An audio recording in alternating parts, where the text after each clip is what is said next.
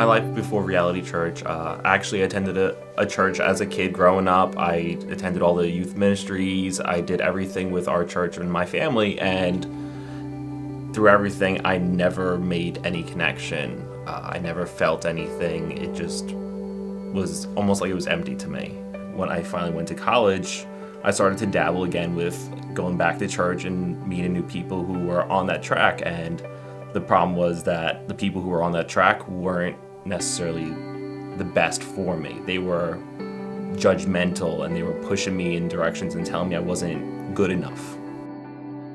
I grew up as a small child in a traditional church, so I was going through the motions but wasn't really making any connections with God or really anyone around me. So I can remember reciting all these things in church that I had memorized when I was little, but I never really knew what they meant. No one really explained them to me or the significance of them. Once I got to college, I don't think I set foot in a church the entire 4 years I was there, and started not really rebelling, but just kind of living my life for me and not really for anything higher than that. And that kind of landed me into a little bit of hot water sometimes.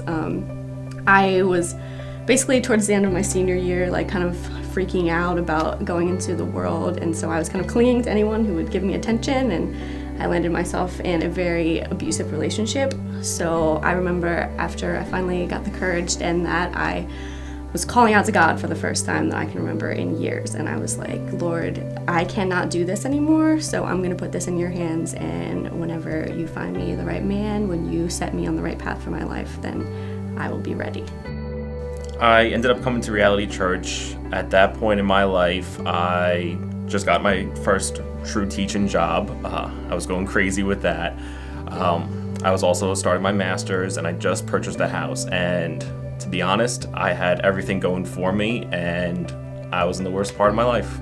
And at that point, Erica Whitley, who's one of my coworkers, was hounding me to come to church, and I kept giving her excuses left and right, that I can't make it or any reason I could think of. And then when I hit rock bottom, I finally said, this isn't working, I need to change, and I finally said yes.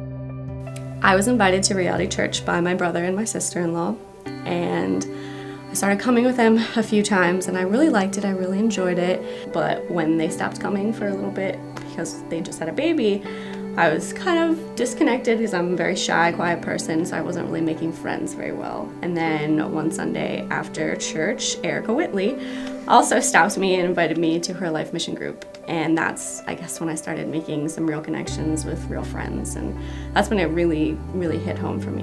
I loved it there, and I would make any excuse in the world to not miss church on Sunday. God has used Reality Church to change my life in so many different ways. From anything from simple, just how to pray.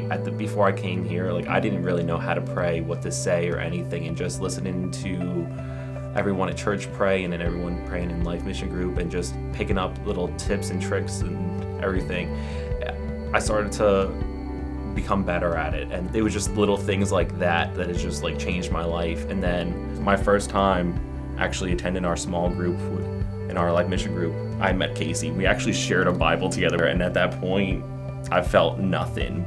But continuing forward, Casey has only brought me closer to God. I feel so much closer with her, and we just push each other a little bit out of our comfort zone, especially her pushing me out of my comfort zone and just making that connection. God has used Reality Church to change my life in so many ways. Once I pulled myself kind of out of that depression and struggle in my life, once I started finally listening to what he really has to say to me, he kind of revealed some awesome things to me, and I kind of feel like I have more of a purpose here, and I'm excited to wake up in the morning and not depressed, so it's great. And of course, I also fell in love with Reality Church, and just it was pretty incredible to me how I was calling out to God, praying for the right person, I will wait until you give me a clear sign. And I of course remember us sharing a Bible together, but we both didn't really feel anything at the time.